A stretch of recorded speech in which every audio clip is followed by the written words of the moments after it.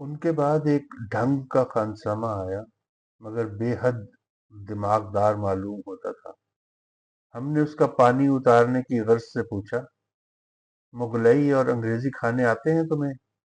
کہنے لگا، ہر قسم کا کھانا پکا سکتا ہوں۔ حضور کا کس علاقے سے تعلق ہے؟ ہم نے صحیح صحیح بتا دیا، یعنی ریگستان، راجستھان۔ جھوم ہی تو گئے، کہنے لگے، میں بھی ادھر 1 سال کاٹ چکا ہوں، وہاں کے باجرے کی کھچڑی کی تو دور دور دھوم ہے۔ مزید جرح کی ہم میں تاب نہ تھی، لہٰذا انہوں نے اپنے آپ کو ہمارے ہاں ملازم رکھ لیا۔ دوسرے دن پڈنگ بناتے ہوئے انہوں نے یہ انکشاف کیا کہ میں نے 12 سال انگریزوں کی جوتیاں سیدھی کی ہیں، اس لیے اکڑوں بیٹھ کر چولہا نہیں جھونکوں گا۔ مجبوراً ہم نے کھڑے ہو کر پکانے کا چولہا بنوایا۔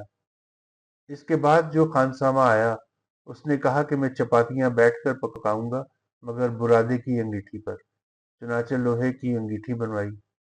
تیسرے کے لیے چکنی مٹی کا چولہا بنوانا پڑا۔ چوتھے کے مطالبے پر مٹی کے تیل سے جلنے والا چولہا خریدا، اور پانچواں خانسامہ اتنے سارے چولہے دیکھ کر ہی بھاگ گیا۔